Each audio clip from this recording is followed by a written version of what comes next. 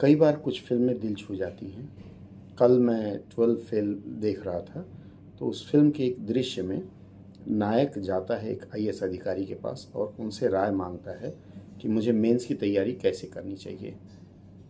उस आईएएस अधिकारी ने उसे थोड़ी बहुत प्रताड़ित करने के बाद कहा, अच्छा तुम्हारा नाम क्या है? उसने बताया, मनोज कुमार शर्मा। आईएएस अधिकारी ने कहा, ठीक है, मनोज कुमार शर्मा पर 8 मिनट कुछ सेकंड का वक्त दे रहा हूँ, इस पर तुम कुछ लिखो। नायक कहता है, ये तो बहुत आसान टॉपिक है। वह आईएएस ऑफिसर बोलता है, ठीक है, आसान है तो लिखो। 8 मिनट बाद जब वह आईएएस अधिकारी लौट करके आता है तो ये मनोज कुमार शर्मा जी मुश्किल से 4-5 लाइन ही लिख पाए थे। वो उसको बहुत डांटता है, बोलता है, बताओ, इंटरनेशनल रिलेशन, सिक्योरिटी, डिफेंस और तमाम ऐसी बातें हैं जिसके ऊपर तुमको इसी 8 मिनट के अंदर बहुत कुछ लिखना होगा।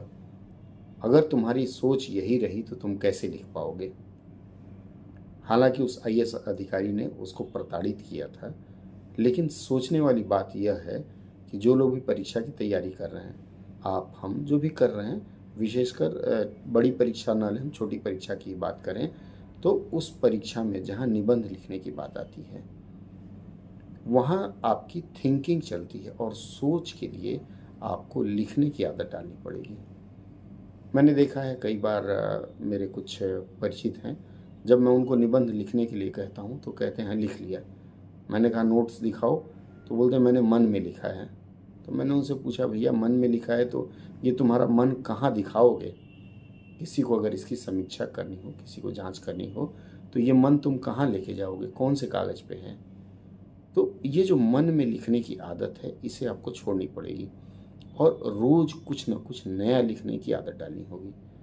यही सेम चीज आपका, आप जब अनुवाद करते हैं तो उसमें भी लागू होता है। मन ही मन अगर आप अनुवाद करके छोड़ देंगे, अभ्यास नहीं करेंगे, नोटबुक में नहीं लिखेंगे, तो बड़ी कठिनाई होगी जब वास्तविक रूप में प्रैक्टिकल करना होगा आपको, अर्थात आपको जब अनुवाद करके देना होगा।